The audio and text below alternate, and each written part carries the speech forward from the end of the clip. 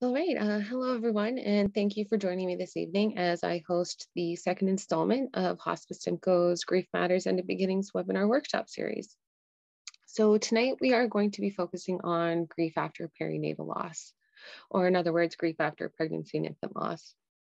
So tonight we're going to be covering things such as, identifying the different types of pregnancy and infant loss, as well as looking at what grief is and how it impacts a person, the different factors that can kind of influence how a person processes and expresses their grief. And we'll also look at the unique perspective or the unique grief that comes from experiencing a loss such as this. From there, we will also get into a discussion that highlights the different strategies that people can use to support those in their world or in their community who are going through this type of loss. Before we get started, I guess I should introduce myself. My name is Colleen Risk, and I am one of the bereavement coordinators here with Hospice Simcoe. So part of my role with hospice is overseeing our Ended Beginnings program, which is specific for providing bereavement support for those who have experienced a pregnancy or infant loss. So those who are looking for support through this program can access one-to-one support as well as psychoeducational groups and peer support groups. But we also try to focus some of our efforts on raising awareness in the community. And we do that because we understand that, pregnancy and infant loss is something that is unfortunately something that is fairly common, but is not often talked about. So what happens is, without these discussions, people that are impacted by this directly, they are often left in the dark with their grief and left isolated with their grief and without, resources or supports that can be of benefit and help them as they go through this journey.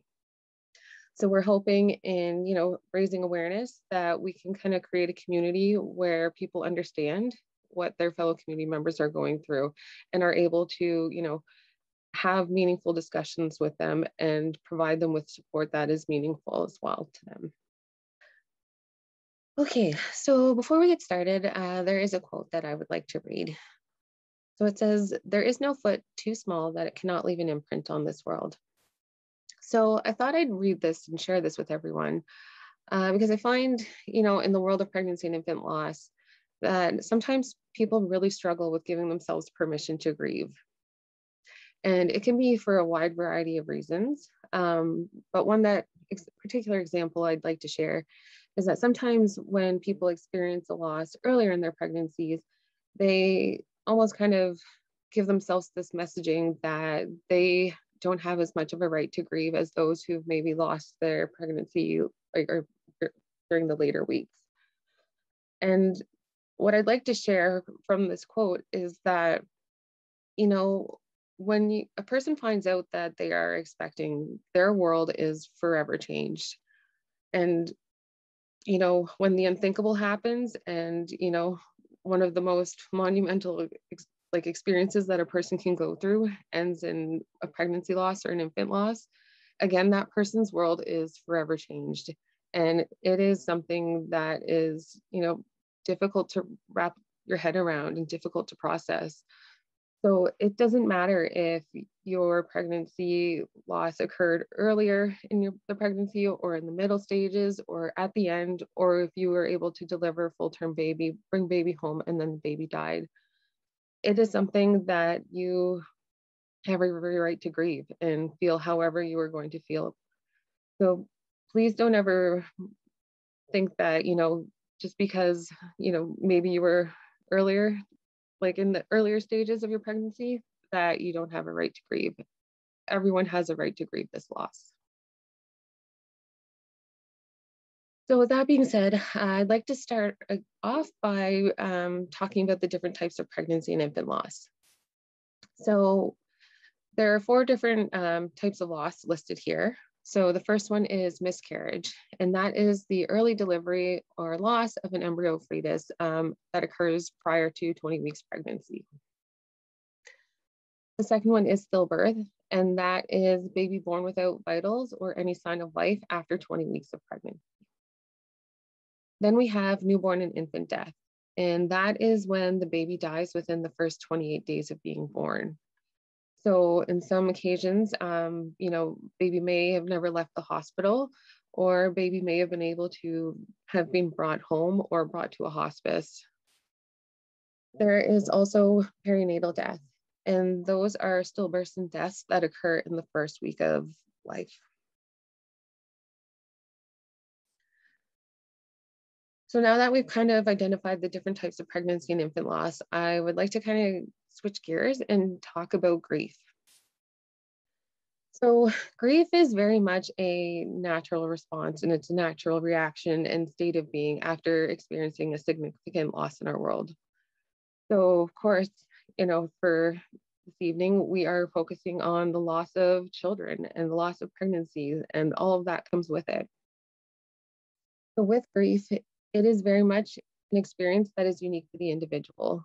So, no two people are going to grieve the exact same or have the same grieving style. You can have people that are, within a relationship, or, even within the same family. You can have people who, they share DNA, they've shared a similar upbringing, or have shared similar experiences. And that doesn't mean anything because, again, everybody's, style is very different. So even within a family or even within a relationship, you can have very different styles. And sometimes that can be tricky to navigate, but that is something that we will be addressing in one of our upcoming Grief Matters and the Beginnings workshops. Grief is also an involuntary reaction. It is a biological experience, if you will. So when a person experiences a loss, neurochemicals as well as hormones will be released in the brain that will actually change the way the brain functions. And I don't, when I say this, I don't mean that, your brain functioning is forever changed, but absolutely during the time of like acute grief or those early stages, the way the brain processes information and functions is changed. And what happens, when these hormones and these chemicals are released is that our internal reactions to things become disrupted. And it's almost as if our body enters a state of emergency or like an emergency mode.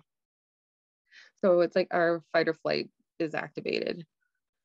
And through this process as well, individuals can be impacted physically, mentally, as well as emotionally. So there is, every aspect of who you are as a person is impacted by grief. So in a physical sense, it's not uncommon for people to experience, like aches and pains when they're grieving, headaches, nausea, or even just a feeling of complete depletion of energy, where it is even difficult to kind of get out of bed or do the day-to-day tasks. Mentally, it's not uncommon for people to share that they are, even if they were an organized person, all of a sudden their ability to organize things has completely gone out the window, or they're unable to retain information or process information. They're unable to their focus, keep attention. That also kind of dissipates when grieving. And that is all common. We even have a term for that. It's called grief fog. Now, emotionally, with grief, you can experience any emotion under the sun. So it is, some of the more common ones, are feeling sadness and those feeling of hopelessness and sorrow, feeling angry, feeling scared, and, experiencing all of those in a very short period of time. So it is not uncommon to have mood swings while you're grieving. So you can be feeling, relatively okay, or even experiencing some joy one moment, and then all of a sudden you can be bawling your eyes out or feeling completely outraged that this is something that's happening. And that is okay, and that is completely normal. So another thing with grief is that there is no set timeline. So sometimes, and I think because we don't often talk about grief in general in our society, is that people seem to think that after a certain period of time that, everything will be fixed and everything will be resolved. But the thing is with grief is, again, it is different for everyone. So, the time between a person's loss and when they are able to kind of establish that new normal and move forward with life is different for everyone. There is no set timeline. And it's almost unfair of a person to put those expectations on themselves or others. It is something that can be incredibly difficult to adjust to. So research has shown that, the average person adjusts to the loss of their person within the 2 to 3 year span. But that being said, that same research also showed that people who have experienced a child loss on average take around 3 to 5 years to adjust to a new normal after their child has died. And that is, even with this research, that even kind of it speaks to those who, maybe have those healthy coping skills in place and have been able to identify a healthy strategy to, work through their grief.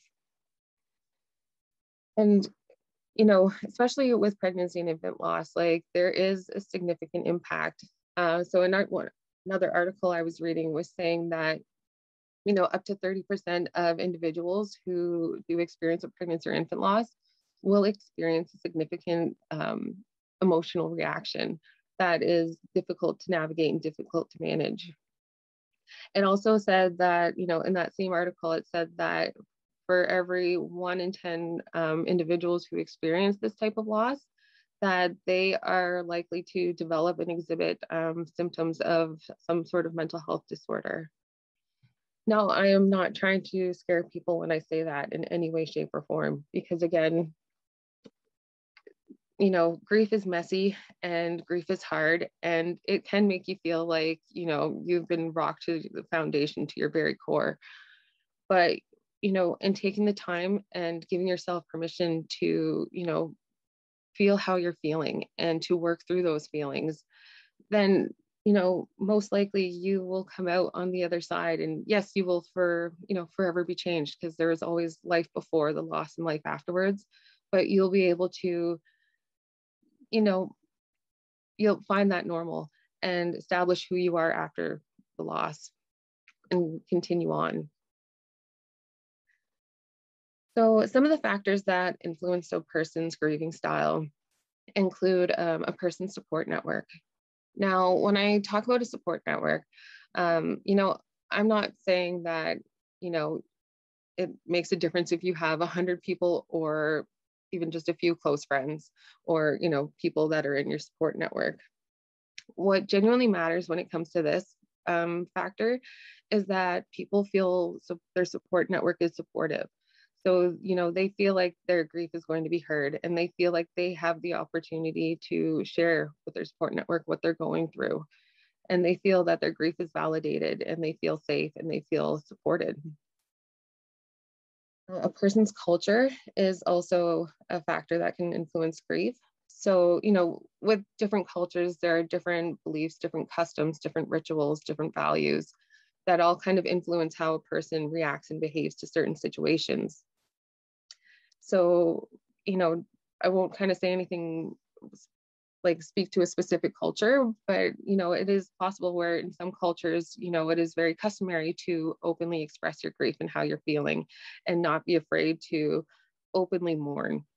While in other cultures, it might be frowned upon, and grief might be seen as something that is a very private experience and is meant to kind of be kept within a circle of people that were directly impacted by it. A person's personality. So, if a person is more inclined to be an optimistic individual or a pessimistic individual, can also influence how a person grieves, in the sense that, those who are optimistic, I'm not going to say that they would be better grievers, but they might be more inclined to kind of, gathering some sort of meaning or identifying different resources and supports and accessing those accessing resources that can help them as they go through this journey. A parent's caregiver's beliefs and opinions. So, when a parent or caregiver goes through this type of loss, are they feeling like this is their fault? Are they feeling that it is the result of somebody else's actions? Are they feeling, feelings of shame, feelings of guilt?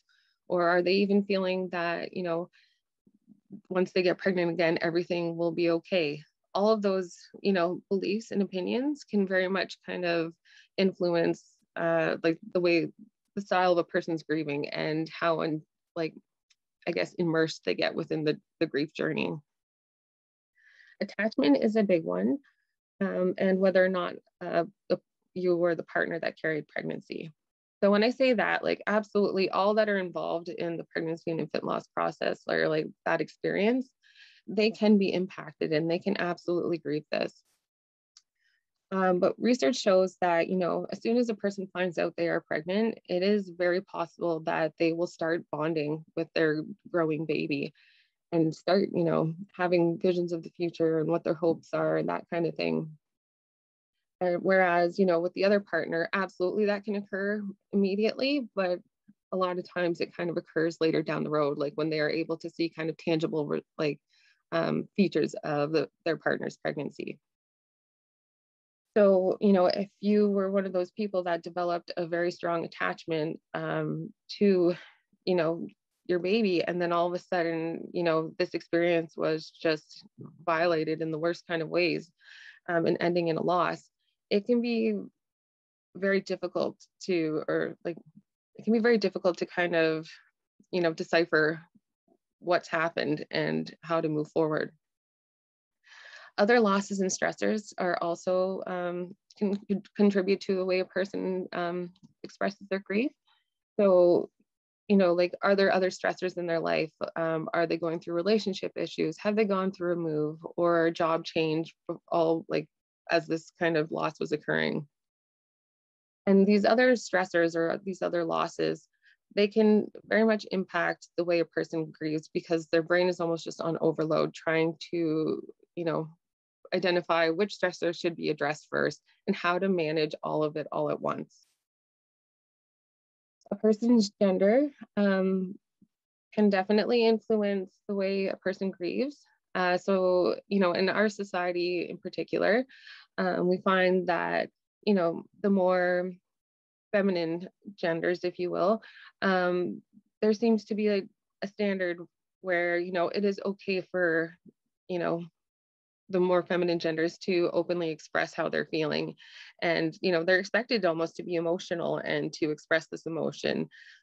Whereas on the other side, the more masculine based genders, they see a different side of things. So they're often given messages where, they're told to, be the protector of the family, to suck it up and, put the needs of others in their family first. But one thing that we all know is that no matter what gender you are, when you go through a loss, it is something that is incredibly difficult to go through and almost impossible not to have some sort of emotional reaction. So, it's important that we don't place those restricting kind of social constructs and social norms on people because there is no normal with grief. It is very different for each person. And then lastly, the significance and circumstances surrounding loss. So again, this kind of ties in with the parents and caregivers' beliefs and opinions. So, like in the sense that do they feel like they received adequate support throughout their pregnancy? Do they feel at the time of delivery or at the time of loss, they again received proper care or proper support? Was it perceived as something like a very traumatic event or even was it seen as something that was preventable? So all of those circumstances and, the significance surrounding it can absolutely influence the way a person expresses and feels their grief. Okay, so now that we've kind of talked about the different components of a person in their world that can help shape their grief, I'd like to kind of delve in a little further and talk about, the factors or the elements that make grieving a pregnancy and infant loss unique.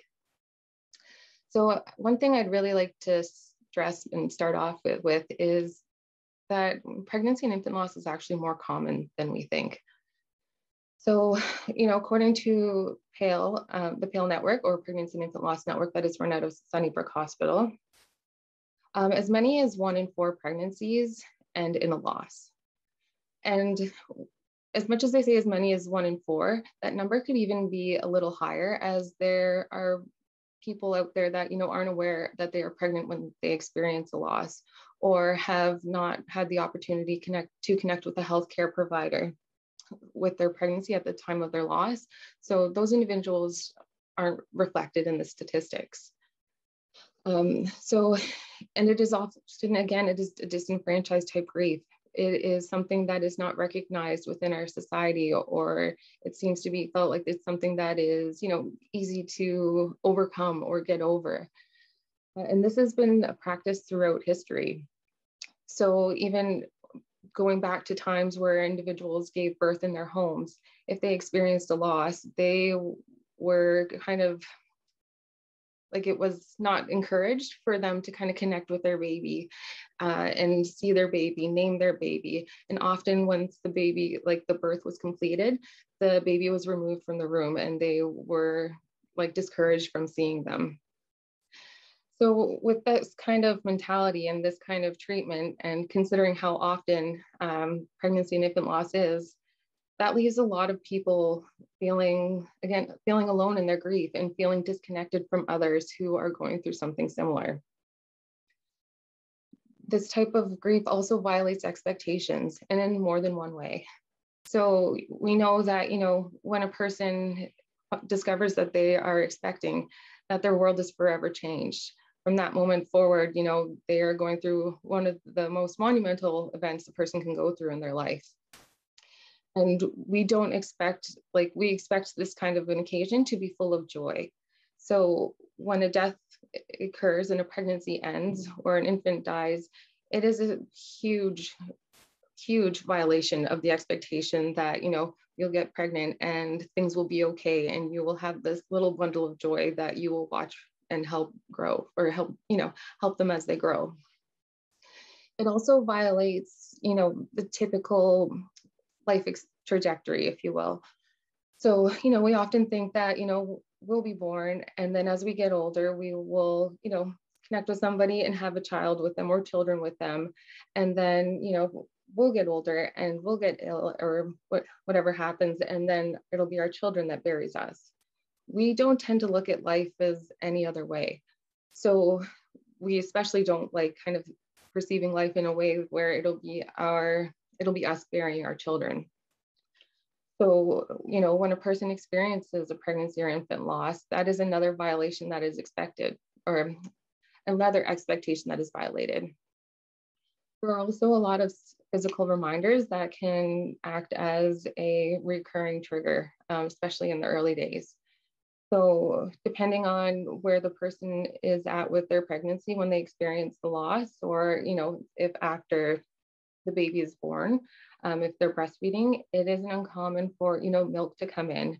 And that can be a very cruel reminder to the families and the person who is carrying the pregnancy that, their child has died.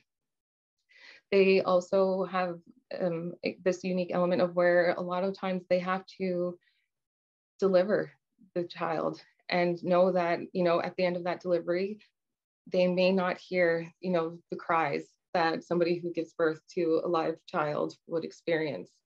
And that is, again, it is a very, very hard thing to wrap your mind around. It can be a hard thing for people to wrap their mind around.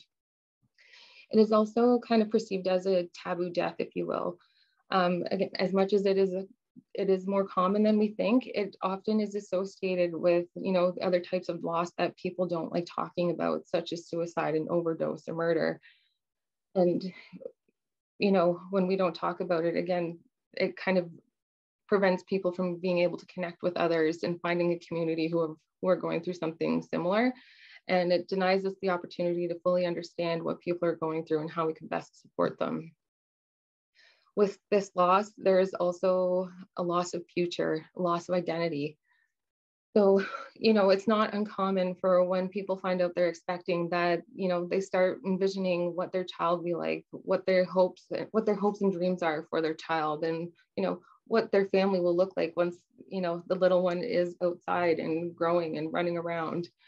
And, people can't help but wonder, who they will be as this little one's caregiver, as this little one's parent. And when a loss occurs, all of that is abruptly taken away.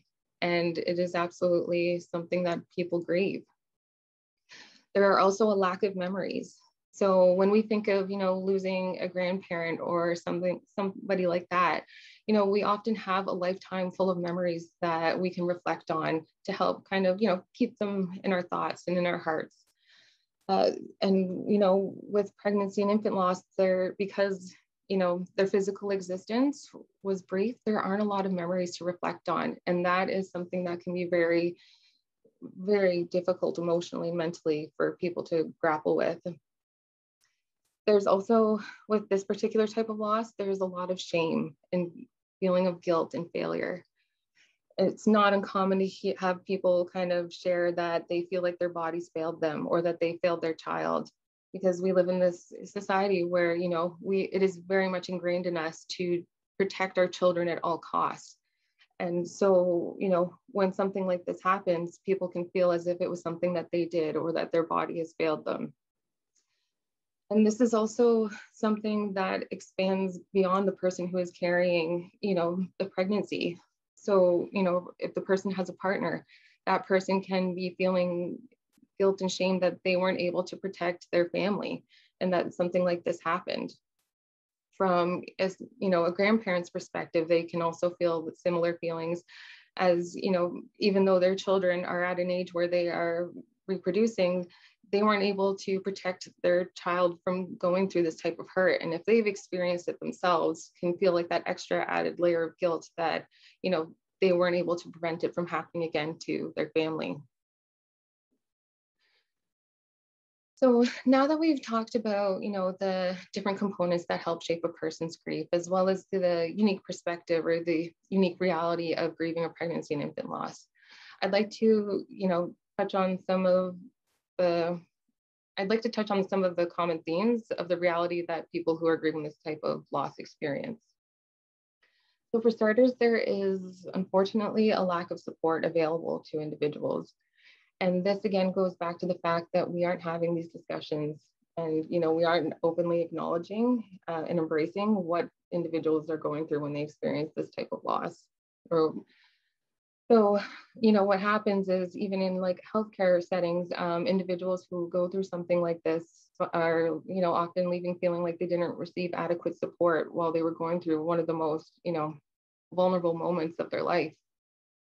It's not uncommon for, especially people who experience an early miscarriage, to end up in a merge, and then they are told that they are miscarrying and to go home, but they're sent home with, no support or no information or resources. And so they're left just kind of thinking, what's next? And with this terror of, what's going to happen to them and what's going to happen, like, what it's going to look like when their baby passes.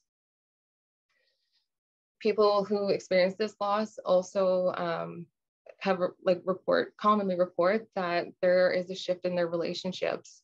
And I'm not even just referring like to families, but with friends, because, often people don't know how to support others going through something like this. So, or they feel they put a lot of pressure on themselves on how to kind of perform, if you will, while supporting others. And because of that lack of skill or that lack of knowledge, rather than just kind of address that, they shy away. And that can leave, again, it can leave people feeling isolated with their grief. Now, we are kind of, for lack of a better word, we're living in a fortunate time where there is a shift in the dynamics and the dialogue surrounding pregnancy and infant loss. So it is people are starting to speak out more and voice what their experiences have been. And because of that, we are finding that, more resources are popping up. So there are a lot of great organizations and a lot of great programs out there that are available to support people who have gone through pregnancy and infant loss. That being said, there is often a lot of these programs and organizations, they are run through in an urban setting. So they are often located in the big cities, such as like Toronto. And if you are living in a rural community where, Toronto can be like a day's travel, it's not exactly, it's difficult to access these resources, because it's not only just like time that can kind of act as a barrier, but as well as like the cost of travel. there's also there's also like a lack of awareness of what is available to people who are going through this type of loss. So even, when somebody is supporting another who is going through a pregnancy and infant loss, they may not actually be sharing like they may not be able to kind of share the resources that are available because they aren't aware that they exist. This is also a grief, again, that is very stigmatized and very disenfranchised. We live in this society, I touched on this earlier, where, parents, there's this expectation that we do absolutely anything to protect our children. So when something like this happens, sometimes people are treated as if they did something intentionally, or something that caused their pregnancy to end or their infant to die. And that is a very harmful mentality for people to internalize. And especially because, most times when somebody experiences something like this, it is something that is just completely beyond their control. It is also, it's not recognized in our society. So it is treated as something that, shouldn't necessarily be grieved as much as, say, other types of losses, such as a parent loss or a sibling loss, that kind of thing. And because of that, there's a lot of expectations placed on their grief. So for instance, there's a lot of expectations on the intensity that a person has when they are grieving this type of loss. People seem to think that, it shouldn't be as intense. But at the end of the day, again, this is their child. And their expectations on something that's supposed to be one of the most joyous occasions has been violated. People also seem to think that, it is something that you can get over relatively quickly, or that as soon as you, get pregnant again, if you can get pregnant again, that you will overcome your grief. But as a lot of people know who have experienced this type of loss and who have gone on to have a completed pregnancy, that's not the case. And, absolutely, you can be so excited that you are expecting yet again, but there's still that fear of what if this happens again.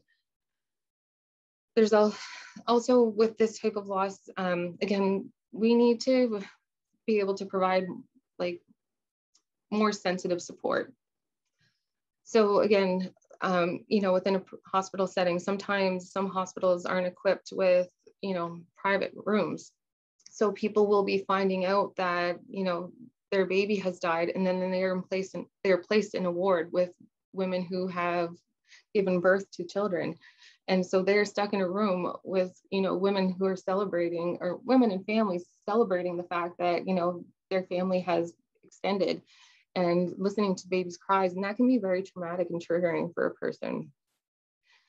It's also, we need to look at having more sensitive support in terms of the language that is used when we're supporting people. Because again, with those expectations that are seemingly placed on people who are having this type of grief, and because this is a stigmatized and disenfranchised grief, there's a lot of harmful language that can be used that can be very detrimental to how a person grieves.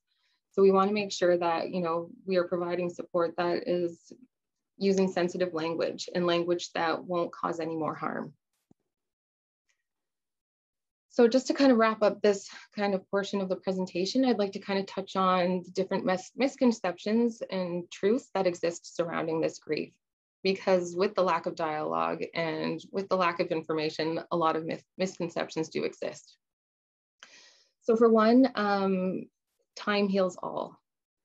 Now, the truth is that time can heal things, but it takes work in the meantime. And what I mean by that is, from the time that a person experiences a loss, from the time they kind of start to feel like things are not getting back to normal, but establishing what their new normal looks like, there's a lot of grief work in the meantime. But if somebody is not actively engaging in that really difficult grief work, then it can kind of keep them stuck in their grief and prevent them from, moving forward. And I also want to kind of shy away from the healing part, because again, grief is something that once it's a part of your life, it is there for the long haul. And it is very much something that enmeshes itself into the fabric of your life. It is not something that you will you can fully heal from. It can be years down the road, and you can see somebody that reminds you of you can see a child that reminds you of the child you were hoping to have, and it can trigger a grief response. Another myth is that grief is related to the length of pregnancy. So again, grief is, it's more related to the attachment that the person has with the baby. So, if somebody has established a very strong sense, like a very strong bond with their child from the moment of conception, and shortly after, or even long at, like as the pregnancy comes to an end, it is something that, like you're going to grieve that bond, and it can very much influence the intensity of a person's grief. And the third myth, again, that is pregnancy and infant loss is rare. But we know from speaking earlier that it is really common, and as many as a quarter of known pregnancies do end in loss, but it can be more. Getting pregnant again will fix grief. For many, for many, this isn't a fix. For some, it can kind of help them move forward. But for a lot of individuals, as much as they can be elated that they are pregnant again, there is a lot of mixed feelings. So, they can experience a lot of fear and a lot of anxiety, and almost have this sense of like they're holding their breath throughout the entire pregnancy, especially when it gets to, the point of pregnancy where they lost their previous pregnancy or due dates and things like that. So it can very much be a very complicated experience. And that, again, it doesn't fix anything. And the last one is this is a big one. One of the misconceptions surrounding pregnancy and infant loss grief is that people don't want to discuss, their non-living children. But for many, this is something that supports the grief process, and is something that, can help validate their grief and help validate their role as that child's parent or caregiver, and can very much help with the healing process as they are able to kind of, openly talk about their child and incorporate them into their world, even though they're no longer physically here. So now we're going to kind of transition into the part of the presentation where we talk about, the practical strategies that we can use to support people who are in our community and who are in our world and are going through something like this. So I thought I would start by kind of listing some strategies that people can use in a professional setting. So I thought I would start with these strategies first, because often when people find out that they are experiencing a miscarriage or infant loss, it is the healthcare professionals or professionals that are the ones who are, they are the ones identifying that this is happening. They're the ones imparting this information, and they are the ones who are like delivering these children, and are very much the front line workers who are supporting these people. So it's important to kind of have strategies in place to make sure that you are providing them with the best care possible. So one of the first things is provide resources and information. So even if the person, maybe at that time they're not willing to kind of accept that and accept resources and information, that's okay.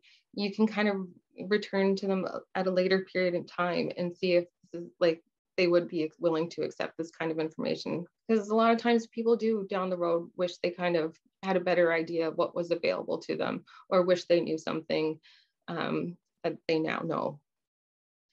Ask how they wish for their child to be referred. So ask if their child had a name, or ask how they would like for you to address their child. It can be different for everyone. So sometimes they have a specific name. Sometimes they would just prefer for you to refer to baby as baby. Either way, in asking them how you would refer to their child, it gives them some power in a situation where they have become completely powerless. Provide a private space. So again, I touched on earlier how sometimes it's not uncommon to hear of individuals giving birth and then being placed into a maternity ward where, there are families celebrating the fact that, they just had a baby and listening to babies crying. And when you are in the position where you have just heard some of the worst news that your pregnancy has tragically ended, or that, your infant has passed away or has died, sorry, and or will be dying, the last thing you want to do is kind of be in a public place to process that, especially in a place where, other people are celebrating the fact that, they're getting to have a baby while you are not. Offer time with the baby. So, a lot of research is showing that it can be really beneficial for parents, caregivers, and families to spend time with the baby. Sometimes people may kind of reject that at first, and that's okay, because at the end of the day, it's completely up to them. But don't be afraid to reapproach them a little bit later to follow up and see if this is something that, they would like to do, and maybe even identify some of the benefits of spending time with their baby. But again, it is ultimately up to them. So if they feel that it is not something that they are comfortable with, or something that will harm their well-being even more, then don't push it. It is important to schedule a follow-up. So even if you are not necessarily the person, that the physician or the healthcare practitioner that was providing care to this person and their family, offer a follow-up appointment, or if not from you, see who was providing their care, and ensure that they get in touch with their person to connect after something like this happens. Because a lot of times, this is a scary experience. Not only, again, like expectations have been violated, but also, people aren't experts in this type of matter. So, when it happens to them, there can be a lot of what ifs. There can be a lot of fear surrounding, what it will look like, and what like a healthy healing looks like. And it's important to have the opportunity to talk about, with a healthcare practitioner, about what has happened, and ask questions and get answers. And be mindful of the language and nonverbal communication that you use when when supporting people who are going through something like this. So when I say be mindful of language, I understand, like, in a professional setting, it is, it's commonplace to use, professional jargon. But when, you are supporting somebody who is experiencing a pregnancy and infant loss, they don't necessarily want to hear their baby used in medical terms, such as, like, embryo or fetus, or even like material, for when they experience a completed miscarriage, because that often, it almost dehumanizes their child, and it takes away from the fact that, they were pregnant and they do have a child, and they still are, a parent or caregiver to this child. Also, be very mindful of nonverbal communication. So, when you are in the room with them, make sure that you have, like, an open body language. Be present with them.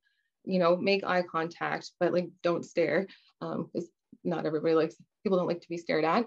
So just, like, things like that, because, maybe that doesn't seem like a big thing to you, but it is a big thing to them, to feel that, they are in the presence of somebody who, is compassionate and is understanding of what they're going through, and is willing to be present with them and treat them as people, rather than another family who has lost their child.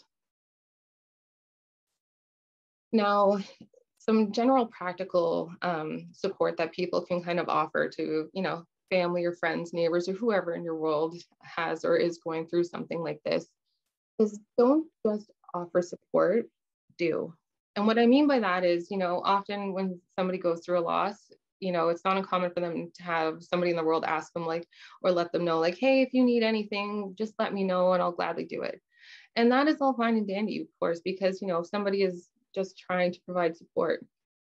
But that being said, when you are in a very vulnerable position, and, you went from, expecting and thinking life's going to be one way, and then it tragically comes to an end, you are, like, your mental capacity is completely wrapped up in your grief. And it's hard to know what exactly you need or what you want.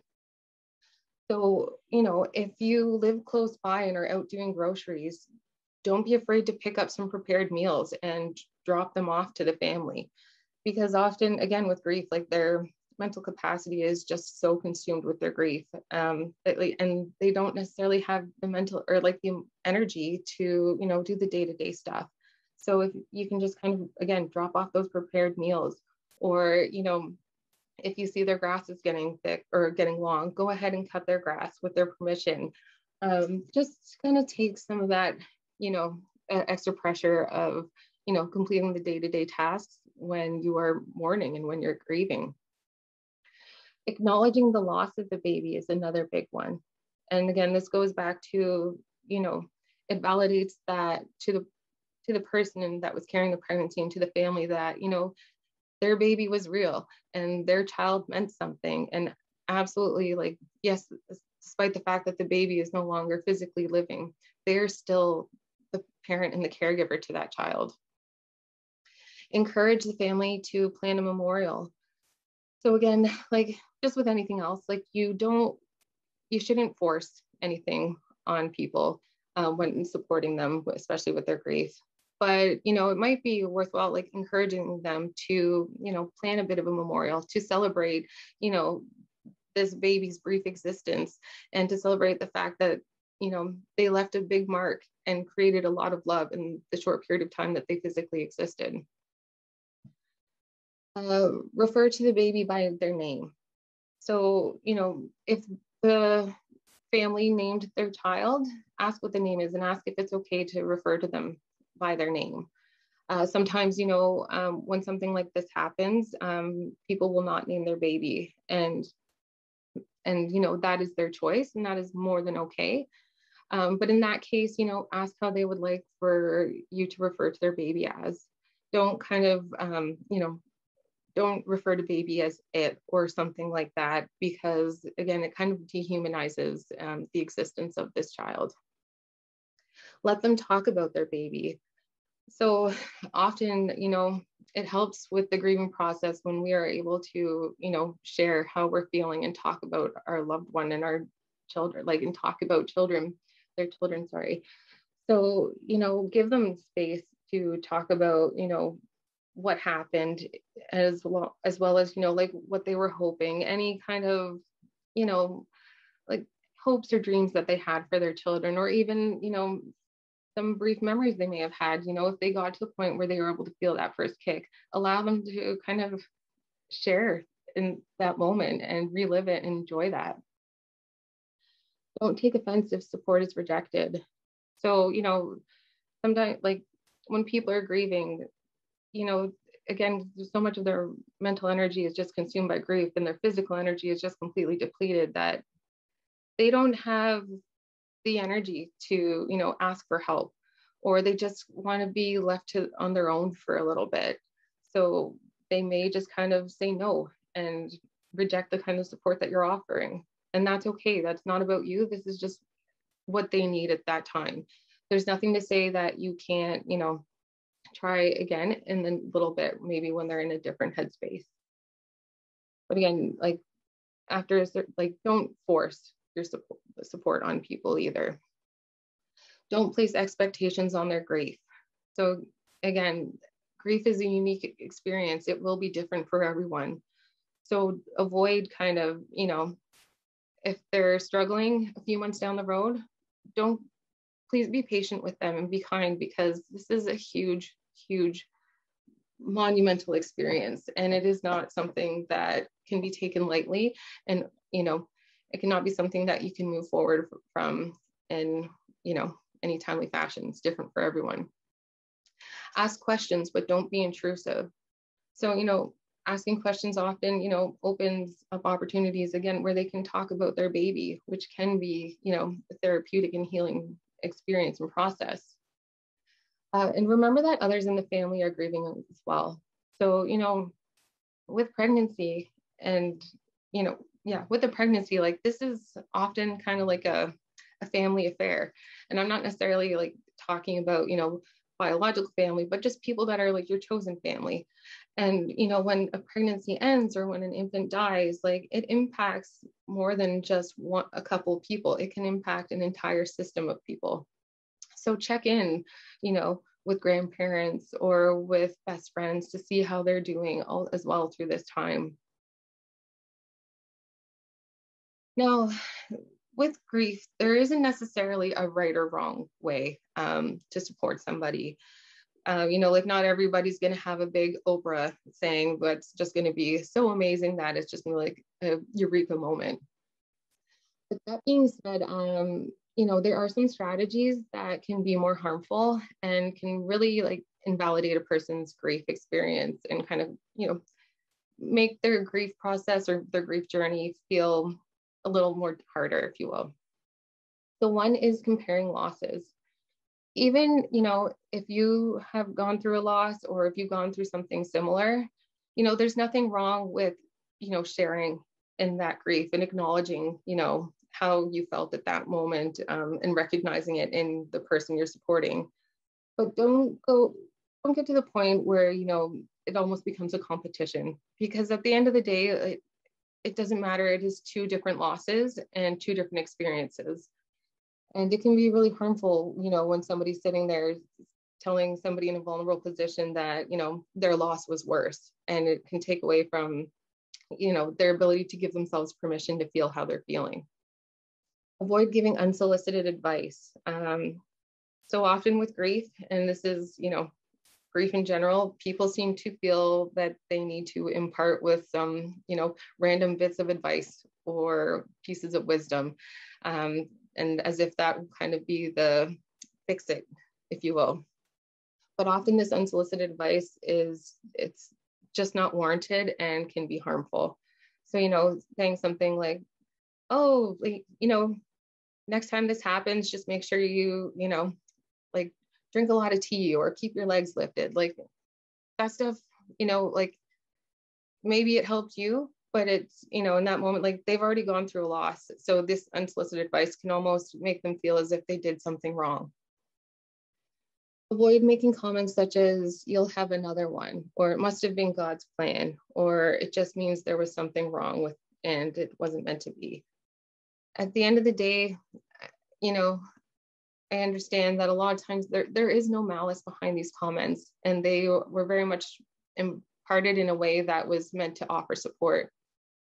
But what happens is, like, you know, often with these messages, people just become frustrated because at the end of the day, it doesn't, you know, it doesn't matter if they are able to have another one or if, you know, their loss is a part of God's plan. They have every right to feel how they're feeling about the fact that their child has died. And avoid boxing up babies' things without asking. So sometimes when, you know, people experience this type of loss, you know, their support networks reaction can be to go and like box everything up and take it over to the house, as they worry that it will be triggering for them once they get home.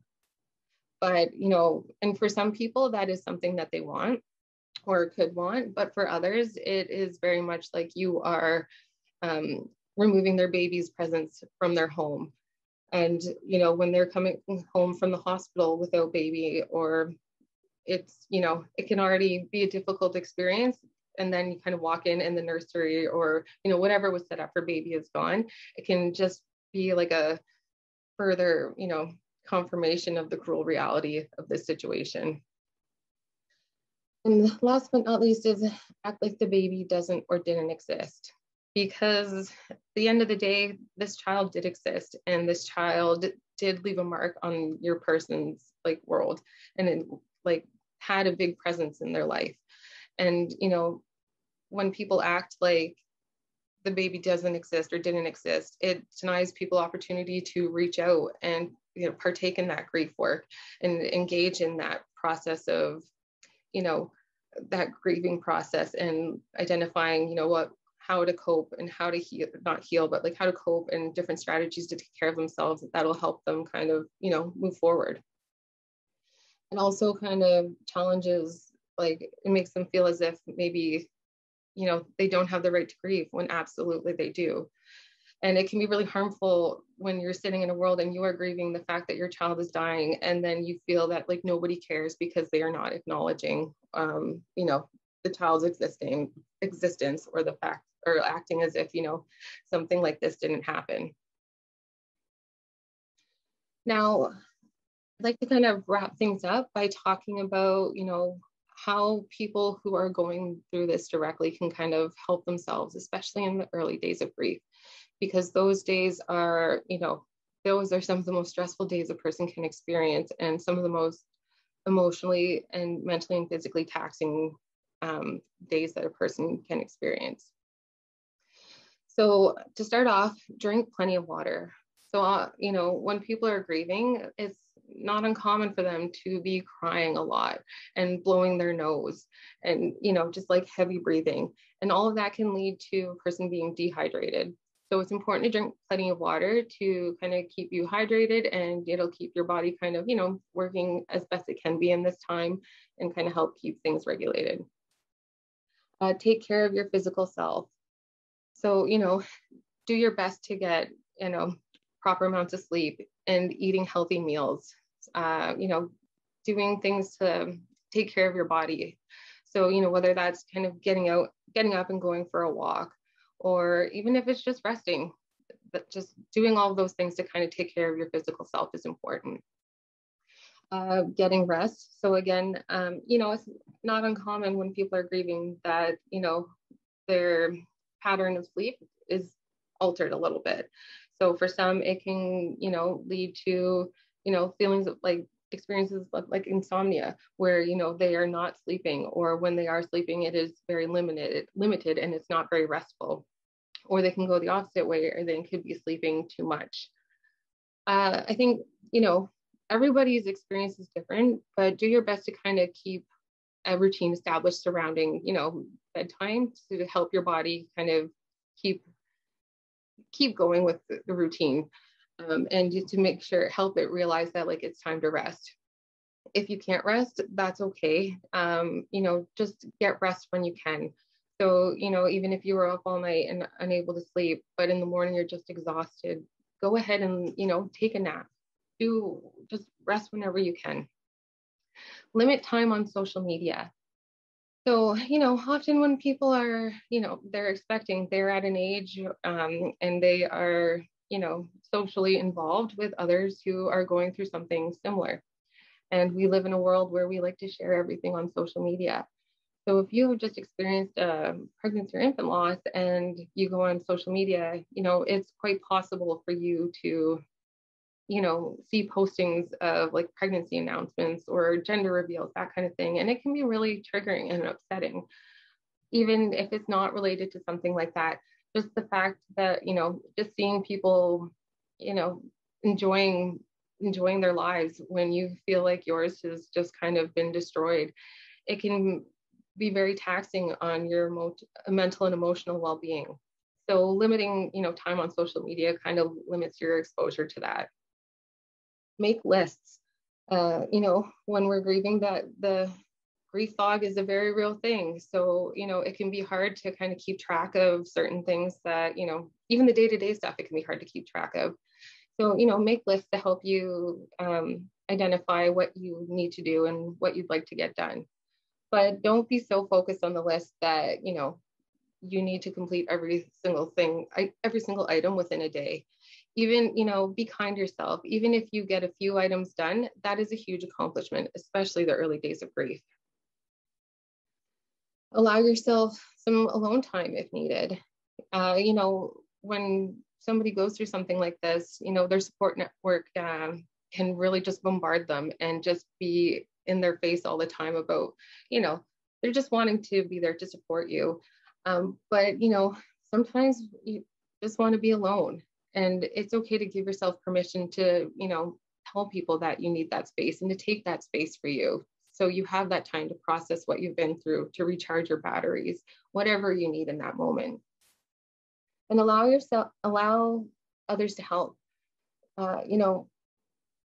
These days can be hard, and there are people out there that are wanting and willing to help you do anything you need help with. So give yourself permission to, take this time to grieve and let your support system kind of come in and take over the rest. So, take over lawn care, take over groceries, anything like that.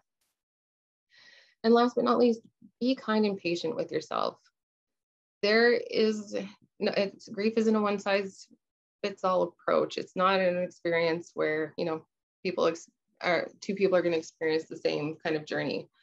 So don't compare, what you're going through to others, and just remind yourself that, it's okay to feel how you feel, and you have every right to feel how you're feeling. And just remind yourself that it's not wrong, and this is a natural reaction, and to just be kind and patient with yourself as you go through something like this. So to wrap up the presentation for this evening, I like to end off on the Bill of Rights for pregnancy and infant loss. So I'd like to start by reading, you have the right to talk about your baby. You have the right to feel however you are feeling. Your emotions are valid. You have the right to share your story or not. You have the right to remember your baby, and you get to decide what that looks like. You have the right to reject platitudes and anything else that does not bring you comfort. You have the right to ask for help, even if you aren't sure you need it. You have the right to say exactly what you need and to expect others to respect this. You have the right to have your loss considered and your child remembered by those who love you. You have the right to embrace your grief and to reject any imposed timelines. You have the right to change your mind, your perspective at any time. And you have the right to grieve, regardless of when or how you lost your baby. So these are just kind of a list of affirmations that I like to read to people who are going through something like this. And don't be afraid, to give yourself permission to, engage in the right to have all this experience. So, whatever is going to help you get through this time, do it, and don't be afraid to ask for help. Okay, so thank you for listening to me this evening, and I hope you were able to gather some information that, if you're going through this directly, can kind of help as you kind of explore what your grief is going to look like. Or if you are somebody who is supporting another who is going through this, I hope you were able to kind of take away some idea of, what their experience is like and how to best support them. If anybody has any questions about our Ended Beginnings program, or have any questions about, the grieving process for pregnancy and infant loss, please feel free to send me an email, which is located on this slide here, as well as feel free to contact the Bell Farm office, which is where our community programs are run from. So the number to reach them at is 705-725-1440. All right, thank you for joining me. And yeah, if you have any questions, please post them in the chat. All right, thank you. Take care.